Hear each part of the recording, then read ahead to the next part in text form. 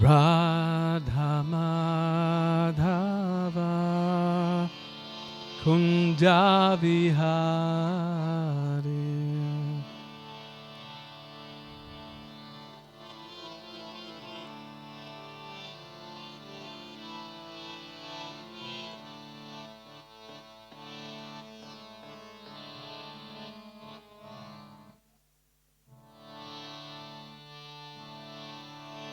Gopijana Vallabha Girivardhari. Gopijana Vallabha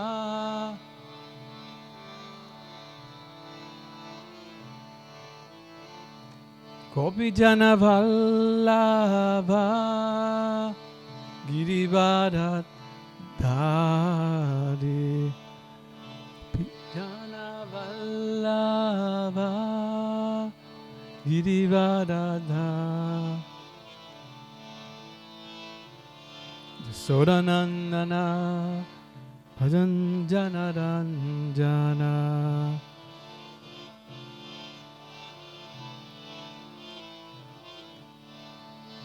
Jasodanandana Bhajan Jana Ranjana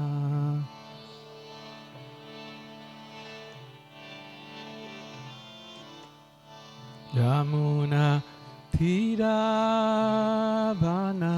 Chari.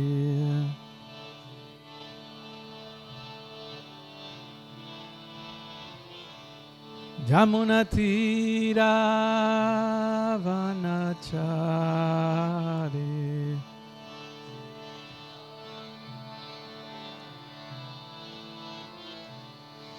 Jaya Radha Madhava Kunja Vihari.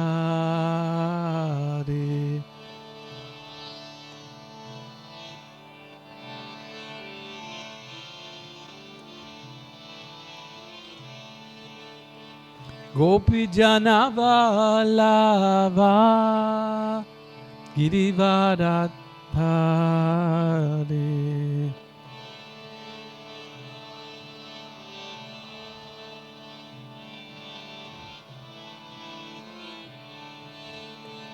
Gopijana Vallabha Girivardhari.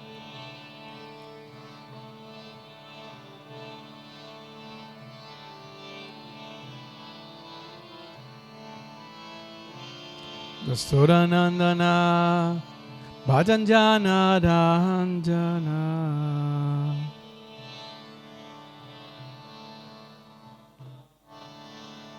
Jasodanandana Bhajanjana Ranjana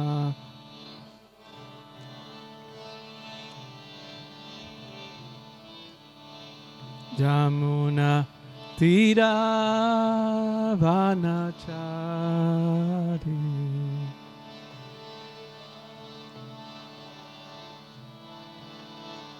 Jamuna Thiravana Chari. Jamuna Thiravana Chari. Jaya Radha Madhava Kunja Vihari.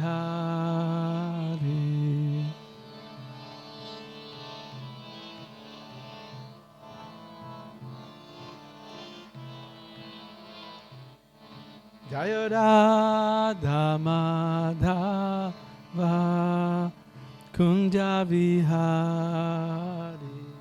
Jaya Radha Kunja Vihari. Jai Sri Radha Govardhana Dhari ki, Jai Sri Krishna Balarama ki, Jai Sri Gauri Thai ki, Gaur Pramanandi Hari Hari Bol.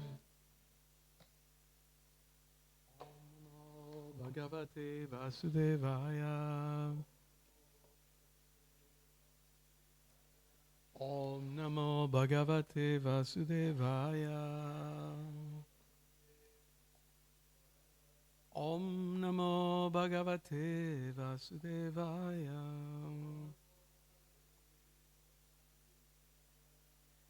A reading from Srimad Bhagavatam, 3rd Canto, Status Quo, Chapter 15, called The Description of the Kingdom of God.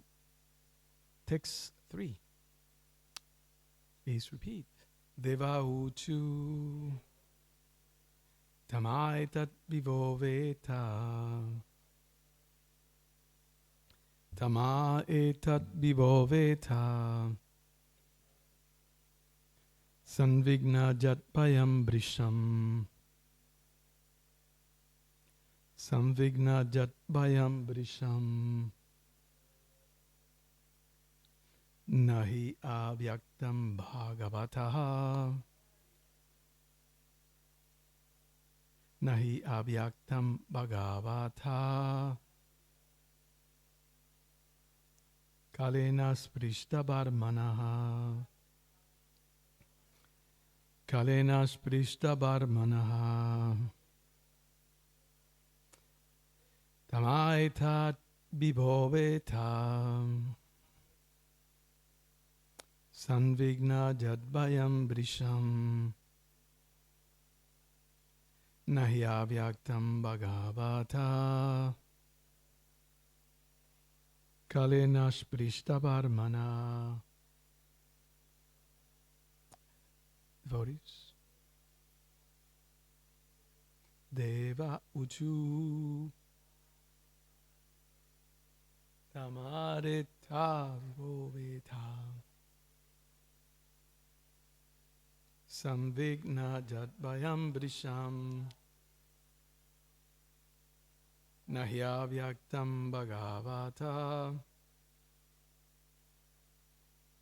nahi vyaktam Deva uchu tamaetat vibhoveta samvigna jadbayam brisham nahi avyaktam bhagavata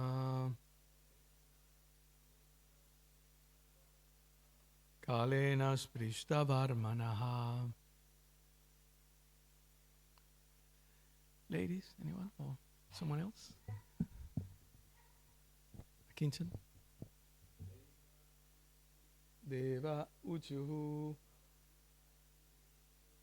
tama etat vibhoveta samvigna jadbayam brisham nahi avyaktam bhagavata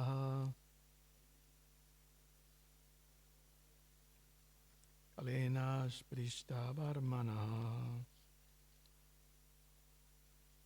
Anyone else? Ladies? No? Vaishnavis? Deva uchu. The demigods said,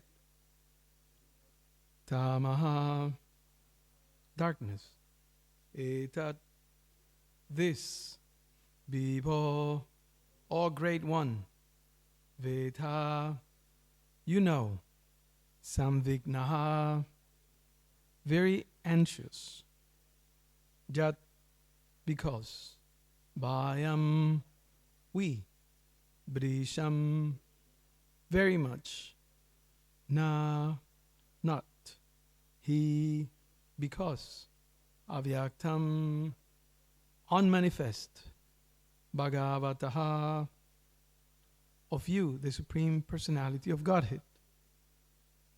Kalina, by time, aprishta, untouched, Varmanaha, whose way. Translation. The fortunate demigods said, O Great One, just see this darkness, which you know very well, and which is causing us anxieties. Because the influence of time cannot touch you. There is nothing unmanifest before you.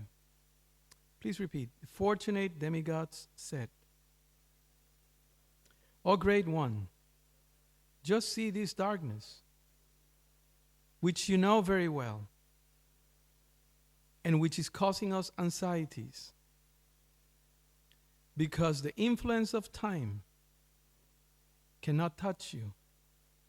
There is nothing unmanifest before you. Purport by His Divine Grace, A.C. Bhaktivedanta Swami Srila Prabhupada Ki Jai. Brahma is addressed herein as Vibhu and as the personality of Godhead. He is the Supreme Personality of Godhead's incarnation of the mode of passion. He's talking to Brahma. He is the Supreme Personality of Godhead's incarnation of the mode of passion in the material world. He is none different in the representative sense from the Supreme Personality of Godhead. And therefore, the influence of time cannot affect him. The influence of time, which manifests as past, present, and future, cannot touch higher personalities like Brahma and other demigods. Sometimes demigods and great sages who have attained such perfection are called Trikalagya. Om Jnana Timirandasya Jananjana Salakaya Chakshurun Militam Jena Tasmai Sri Gurave Namaha. Namam Vishnu Padaya Krishna Pristaya Bhutale Srimate Bhakti Vedanta Swamin iti namine. Namaste Saraswati Deve Gauravani Pacharine Nirvisesha Sunyavari Paschatyadeshatarine Vanchakalpataruvyaschа Kripasinduvya evacha Patitanam Pavanevyo Vaishnavevyo Namo Namaha. Jaya Sri Krishna Chaitanya Prabhu Nityananda Sri Advaita Gadadhara Srivasadi Gaura Bhakta Vrindam. Hare Krishna Krishna Krishna Hare Hare, Hare Rama Rama Rama Hare Hare. Deva Uchuhu Tama Etat Vivo Veta Samvignat Jat Bhayam Brisham Nahi Abhyaktam Bhagavataha Kalinash Parishta Dharmanaha. The fortunate demigods said, O Great One, just see this darkness, which you know very well, and which is causing us anxieties, because the influence of time cannot touch you. There is nothing unmanifest before you. Description of the kingdom of God. So this is a continuation of the Devatas addressing Lord Brahma. In the previous verse, it said, what is this expansion of darkness in all directions? What's going on? The weather has changed and we become anxious. Many inauspicious things are on the horizon. And they know that by some kind of influence, this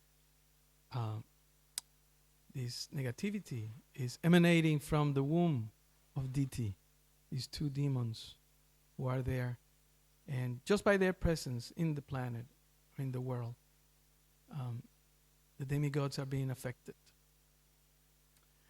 Right. So, interestingly, the Devatas are addressing Lord Brahma as Supreme, Vibhu. And it's interesting how Srila Prabhupada sometimes picks on these words, and then he opens up some of the secrets of the Bhakti Vedanta knowledge. Vibhu, it's a word that Arjuna uses after halfway of the Bhagavad Gita, kind of, after Krishna gives him the Chatushlokis. In chapter 10, the opulences of the Absolute, text 8, Krishna begins his presentation of the Chatushlokis. Aham sarvasya prabhavo mata sarvam pravartante. Everything comes from me. I'm the source of everything. Krishna now is really saying it as it is. This is who I am. He has been explaining this for a few chapters, from chapter 7 onwards in the Gita, where he explains what does it mean to be the Supreme, why I am the, shall we say, universal boss of all bosses. So he explains that, and after the Chatushlokis, Arjuna presents his prayers to Krishna. And what does he say? Param Brahma, Param Dhamma, Pavitram Paramam Babam, Purusham Sasotam Ibyam, Adi Devam Ajam Bibo. That's the word. Is chapter 10, text 12. So in that particular verse, Srila Prabhupada translates the word Bibom as the greatest. That's word by word. And the whole translation of those two verses, because it's combined, 12 and 13, the translation reads as follows. Arjuna said, "You are the Supreme Personality of Godhead, the ultimate abode, the purest, the absolute truth. You are the eternal, transcendental, original person, the unborn, the greatest." Okay? But anyway, I'm just going to read the 12. It's 12 and 13. So at that point, Arjuna accepts Krishna as the Supreme. Now, we are talking about the context of this verse, or this section, is that the Devatas are asking Lord Brahma, what's happening? What's all these disturbances? But stepping back from the narration itself, let's remember that this story of Jai and Vijay eventually becoming Hiranyakashipu and Hiranyaksha is narrated by whom? Yeah.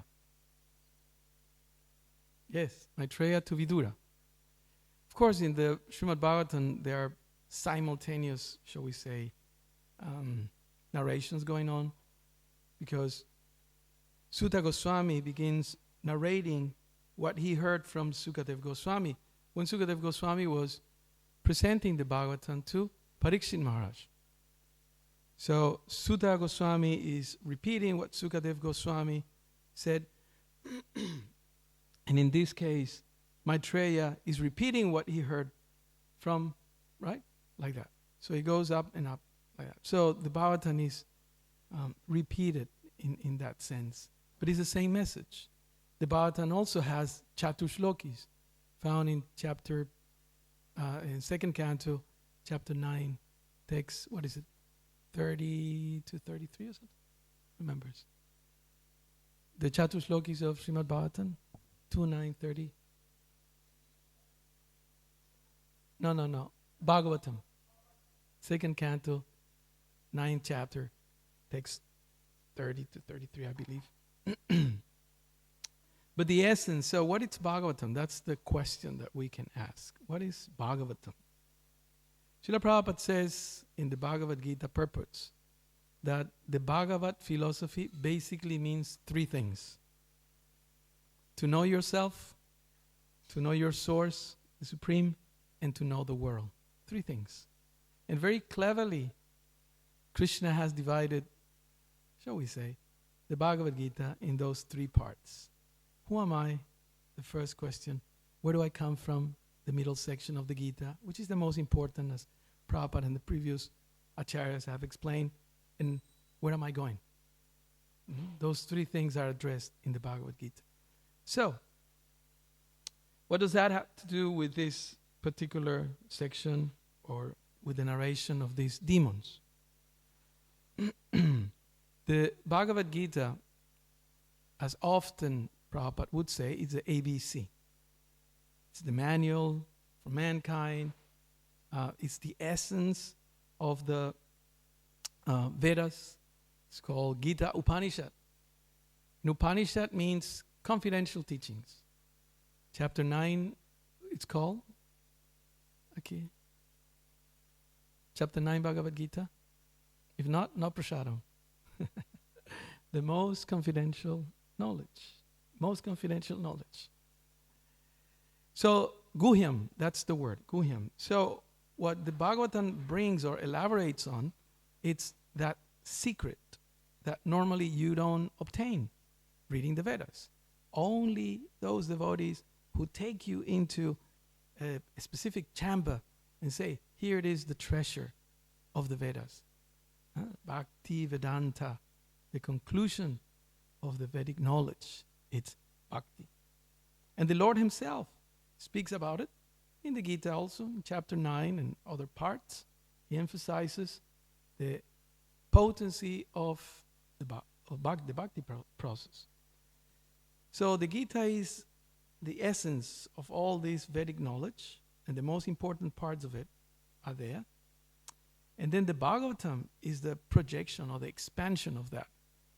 For example, those who have been attending classes in the last few weeks, and this narration now we are entering into different section. This section is quite interesting because in the middle of all these descriptions of what happened to Diti and her husband Kasyapa and Jai Vijay being cursed, etc., there's this beautiful narration of the Vaikuntha planets and the Lord, right?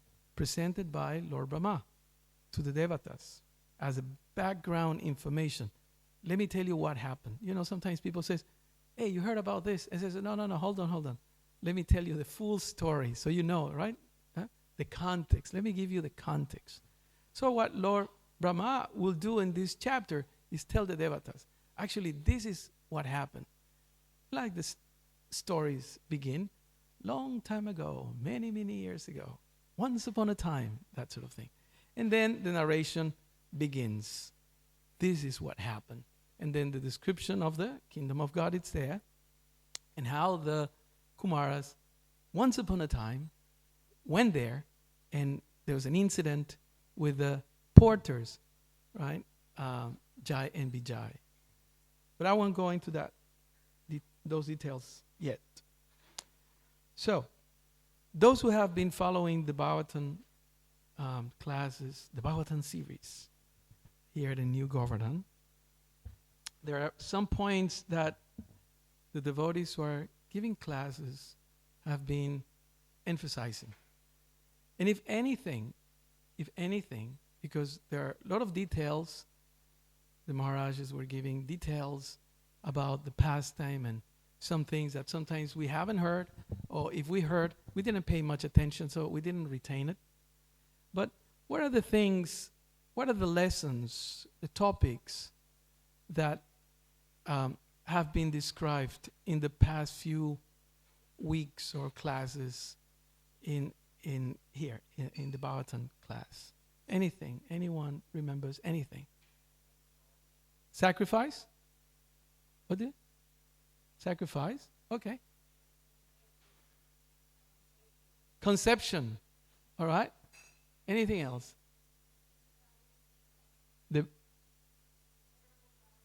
Okay. All right. The association. Anything else? Lord Shiva. There's something very touchy that it's the running theme of the previous verses for quite a while, and practically everyone that gave class touch upon that. Sometimes slightly, sometimes more in detail. Devamrita Maharaj was really digging into it. Anything? What was the desire? And how's that said in Sanskrit? Kama, lust. So that's the elephant in the room. Lusty desires. And this is somewhat condemned and explained and reconciled through the purpose of Srila Prabhupada. Right? Now, going back to the Bhagavad Gita, as you know, lust, desire, is an essential point in our progress in understanding the science of Krishna consciousness. Huh? And Krishna gives us warnings in the Bhagavad Gita. Chapter 2, towards the end, gives us warning. In chapter 3, big warning, lust. Mr. Lust, Prabhupada called it. And in chapter 4 also, he gives warning. All towards the end. Easy to identify them. What is the warning in chapter 4? Doubts. How do you say doubts in Sanskrit? Samsaya. Huh? So, asamsaya means without doubts. That's the aim. That's the goal. So in the Bhagavad Gita, Krishna warns us about the perils of lust. What's the effect, the ill effects of lust? Can destroy everything, Krishna says. And it burns like fire. Burns like fire. Kama esha, krodha esha, rajaguna samudbhava. So he condemns lust there. He explains later on in chapter 7 that I'm lust, which is not against religious principles. Forgot the verse.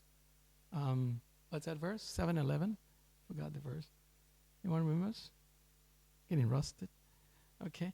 So he reconciles the topic of lust, but he's warning us, be careful with lust. Now, in the Gita, there's no examples. Or maybe very few. He mentions Janaka. He just mentions his name. He doesn't tell the story because there's no time. It's like when you're about to go to work, right? You have that experience. And it's, you're supposed to start at 7 or at 9 or whatever time you start. And then at the last minute, everything is, where is the lunch and where are my things and where are the keys and where, so there's no time. So there's no time in the Bhagavad Gita, we can say, because the war is about to start. And millions, hundreds and millions of people are waiting for the battle to begin. So there's no time. He just mentions briefly, be careful with this, be careful with that, be careful with this other thing. But the Bhagavatam, there is no problem with time, as we read in the beginning, right? What was the blessing in the Bhagavatam in the beginning? That it's given to those who are hearing Bhagavatam and discussing Bhagavatam. What is that blessing? The death won't come and stop it. Sometimes you may just fall right there, heart attack, stroke, or something like that. So there's a blessing that if the person is reciting Bhagavatam, cannot die right there. That's the blessing. So you have to come for Bhagavatam class. Just for health. That's the best health insurance. We can live eternally. Not necessarily in this body, but. So the Bhagavatam gives examples that the Gita doesn't give. Right? So lust is one topic. What else? Anything else that has been discussed lately in these verses and chapters, the later chapters of the Bhagavatam, third canto that we have been discussing? Pregnancy of deity in the evening, lust, etc. What else? Whom are we talking about here? What's the build-up for the narration?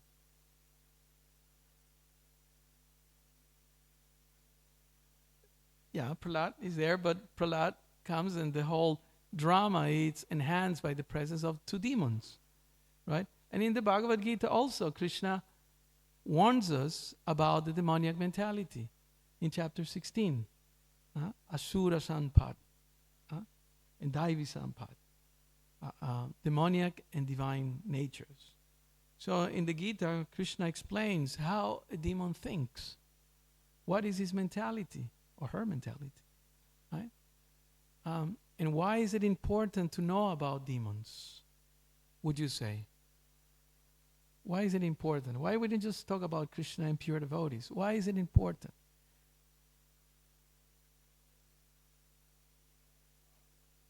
They, okay, ignorance, yeah. Uh-huh, good. Yeah, because demons represent anarthas in the heart. Okay?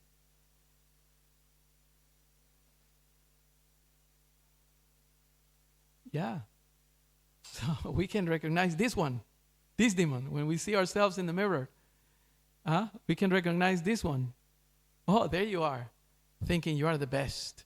You are the greatest. I have done so much, and nobody recognizes me. Nobody glorifies me as I should be recognized and glorified. Therefore, as, who was that? Sri Krishna Chaitanya Maharaj said, character assassination. He said that, right? Character assassination. So it's just going to stab you and make you look really bad and destroy your reputation. So whatever you say or whatever you don't say about me has no validity. Just like in the court case that sometimes witness are by the opposing parties, the lawyers. They try to address their credibility. So that whatever the person says, he says, oh no, he's a liar, he's a criminal, he or she is this, that. So whatever you say, it's not valid.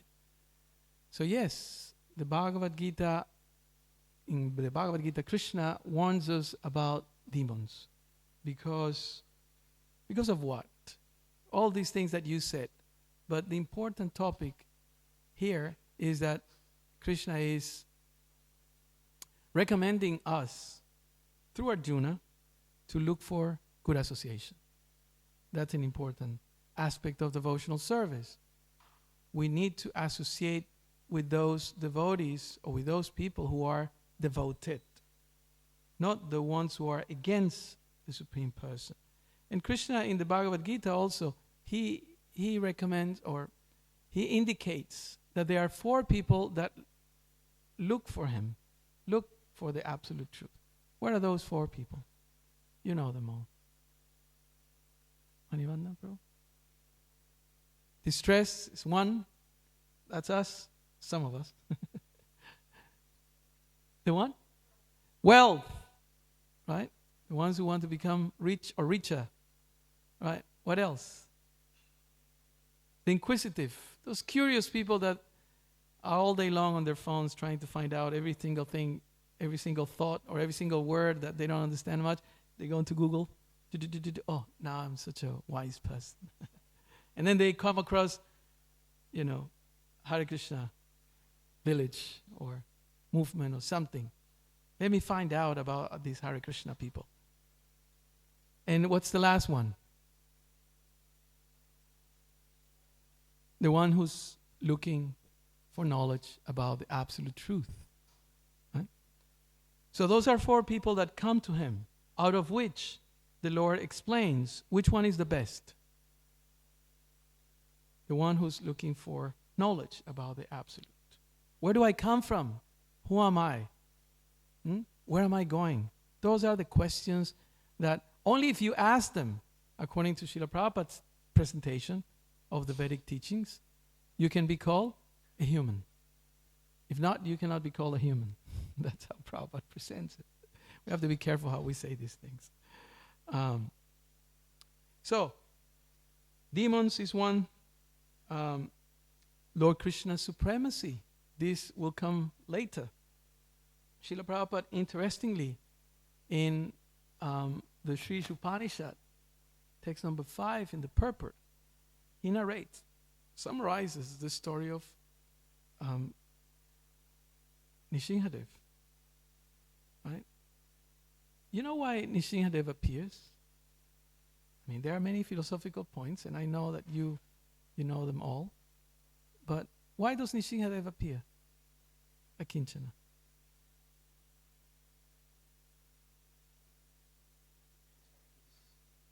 To protect his devotees, to protect Prahlad Maharaj specifically. Yes, that's a good one. What else? Yeah, that's a good one. It's far out past time, right?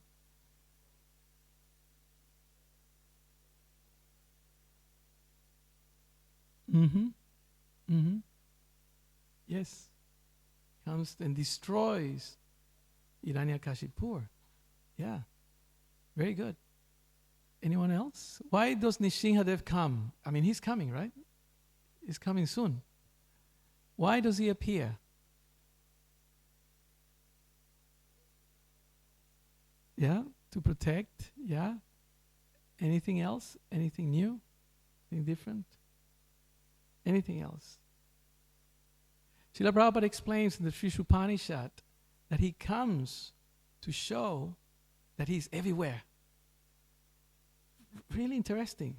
How Prabhupada, you see, is taking us deeper. We know the super feast, super kirtan, in some places jagyas and abhisheks and all these things. And Prabhupada very subtly in his purports, he reveals some far out, as my kids would say, topics about the Supreme Lord. And he reveals that Krishna is in that pillar and in that one and in that one. But normally I don't think like that. I say Krishna is in the altar. Okay, some say that he's in my heart. But the way that the Vedas are presented, the Bhakti Shastras particularly, is to make us understand that Krishna is omniscient. He knows everything. And he's all-pervading, everywhere. Om Namo Bhagavate Vasudevaya. The translation is that all-pervasive. He's everywhere. But we don't see it like that. He's there only when I chant or when I read or when I see the deities. But he's everywhere. So Prabhupada explains in that purport that Krishna comes to show that he's everywhere. You know? That's why when we sing for Nishingadev, Ito Nishinho, Parato Nishinho, Baher Nishinho, Ridaye Nishinho. He's outside and he's inside, everywhere. So there are several points that Krishna mentions in the Bhagavad Gita, but they are not exemplified. So the Bhagavatam is the arena, the platform where those things are exemplified. Okay, so the context of today's verse, and we can Prabhupada loved to see the paintings of the narrations of the Bhagavatam, and it was a whole lila for the artists to bring the paintings to Prabhupada and see if they represented what the Bhagavatam is narrating. So we can mentally visualize what is the scene here. It's like when we are coming to the temple on the ramp on the right-hand side, we see that beautiful painting of the sages. In the Jamuna shores, the Jamuna river shores, listening to Parikshit and Sukadev Goswami discuss. Parikshit Maharaj is giving the Bhagavatam class to Parikshit Maharaj and all the sages that gather there. So, what is the scene that we are at this point hearing about? What is the scene here? Who's talking first of all? The devatas, the demigods, are afraid and they are anxious and they are approaching Lord Brahma. And the devatas are referring to Lord Brahma as, what was the word that we identified in the very beginning? This is just memory gym, just to remember what we said maybe 30 minutes ago or something like that or more. What was the word? One word that Arjuna used in the in Bhagavad Gita, chapter 10, text number 12. The last word. Vibhu. That's the word. Prabhu knows everything. Vibhu. The greatest, the supreme Vibhu. So, interestingly, the devatas are calling Lord Brahma Vibhu. But why are they calling him that like that? When Krishna is not the Brahma is not the supreme. Why are they calling him like that? If you heard the purport, Prabhupada says it right there. Why is he calling him? Why are they calling him like that? Huh?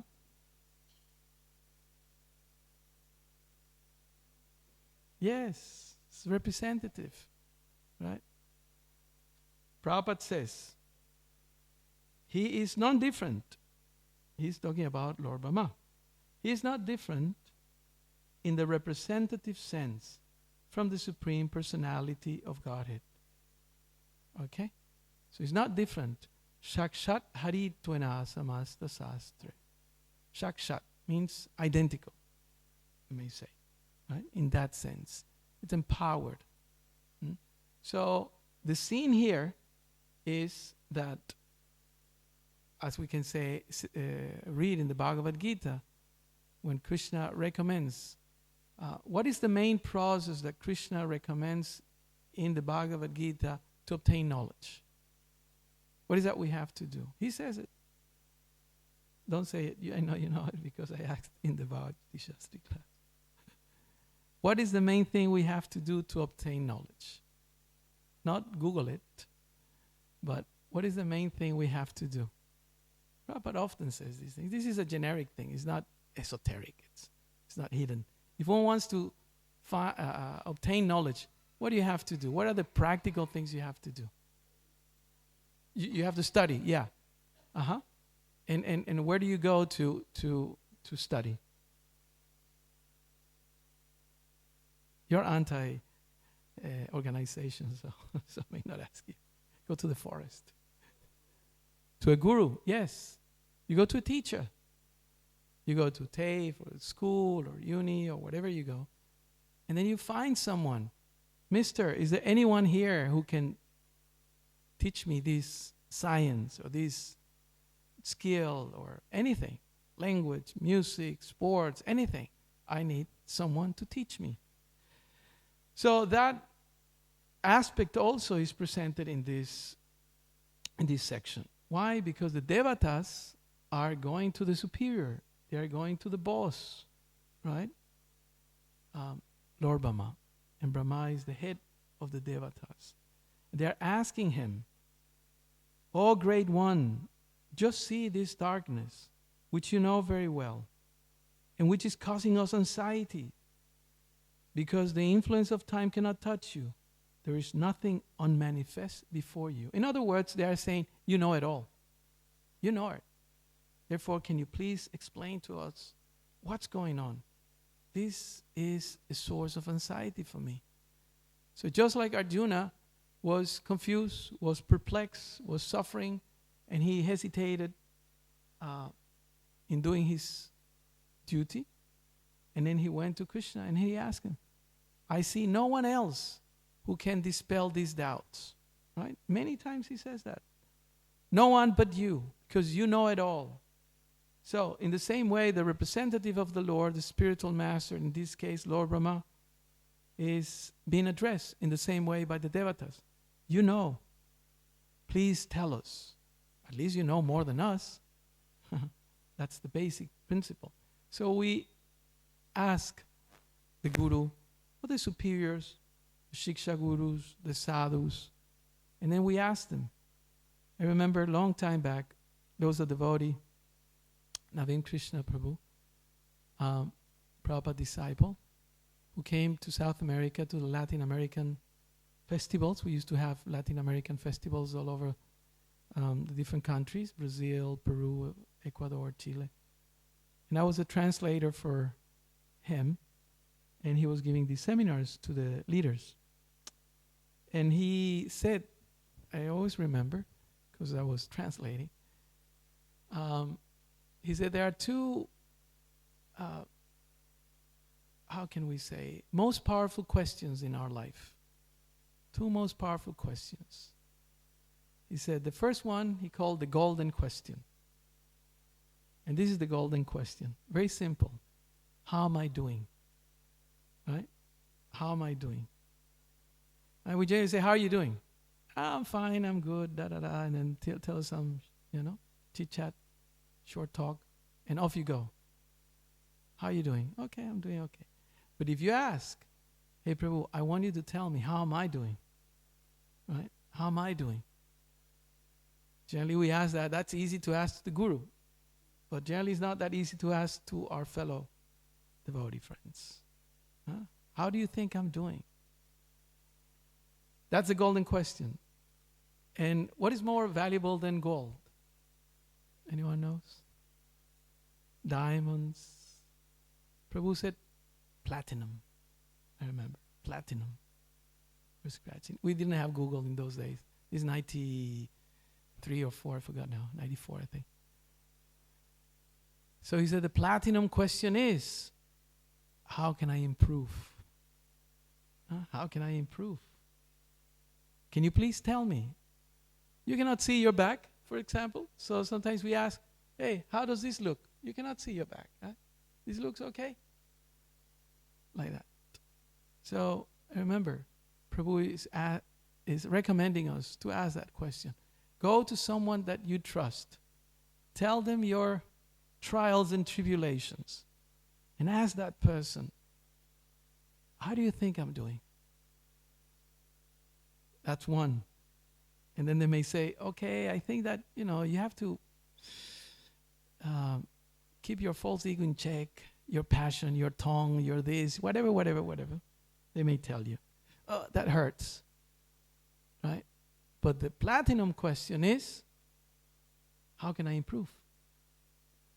So that takes some humility. So that is what's recommended. Prabhu or the Matais among yourselves, how am I doing? And how can I improve? Huh? And if no one in this vicinity that you can ask that, at least ask the Lord, ask Srila Prabhupada, ask the Acharyas. How can I improve myself? Okay, we have a few minutes. If there's any questions or comments, corrections, or anything in regards of the discussion of today's verse. Jai.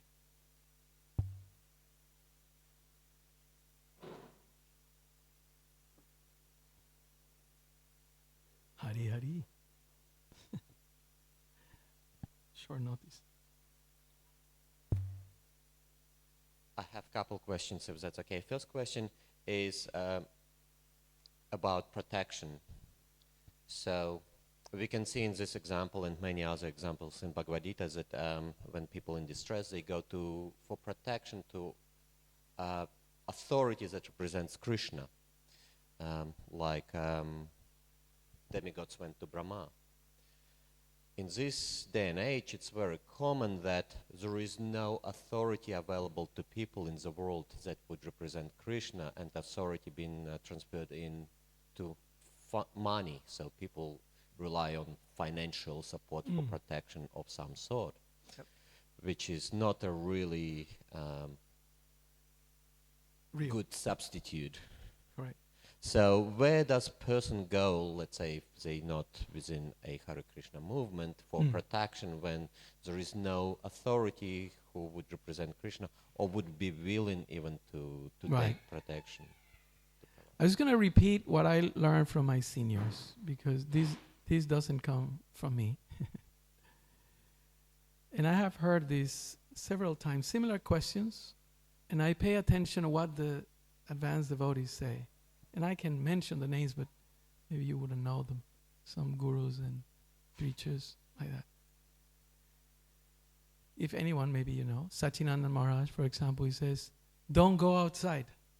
Go inside. Go inside. Don't go looking for it because, I cannot find here. This one had a problem. This one, I heard this one, da-da-da-da. Go inside. Why he said that? Because Prabhupada explains that if you are sincere, Krishna will send. Krishna will send someone. If you go inside, just like Lord Brahma did in second canto, it's explained. He went inside and he started meditating. What's going on here? Where do I come from? What's happening with me? Etc. And then he heard the voice, Tapa. And then eventually, Lord Krishna manifests himself. So the problem in this age is that we're looking outside. we're very external, and we go by what we see and what we hear. But sometimes it's the internal process that works better. And when we chant, or in the case of devotees, but in the case of non-devotees, they go inside and ask, where am I going? I need help. Krishna is in our heart, and Krishna hears. He tastes the food, he hears our chanting, he accepts the beautiful decorations that the pujaris do for them. So in the same way, he's going to listen to us. Confirmed. So we need to go inside and pray. Whether you know Hare Krishna or not, just pray. How many devotees? My favorite part in the good old Back to Godhead magazines, not the new ones, it's different now, the format, but in the good, in the 80s like that, and even from Prabhupada's times, we used to receive those all ones, I remember. And the main part that I will read is how I came to Krishna consciousness. You remember those? So nice. Just one page. Amazing stories, one after another. And all of them pretty much say the same thing. I went inside and I was looking for that answer, for that shelter, for that direction. And the devotees came. Somebody gave me a book. Somebody gave me some prasadam. Somebody dragged me to the temple or something. And somehow Krishna starts pulling you like that because he's in your heart like that. So everything becomes manifest, but everything starts within.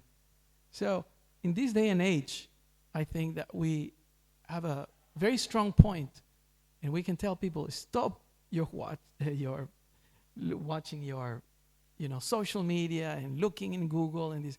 Turn everything off and go inside, because here is the most powerful instrument that we have at our disposal. And if we use it rightly, Krishna will manifest and then we'll be safe. Protection, shelter is there. This is what I have learned. So the bird only can fly according to the length of its wing. So this is what I know, and I'm trying to apply it. Hare Krishna. Srila Prabhupada ki, Jai Srimad Bhagavatam ki, Jai Gaur Premanandi, Hari Hari.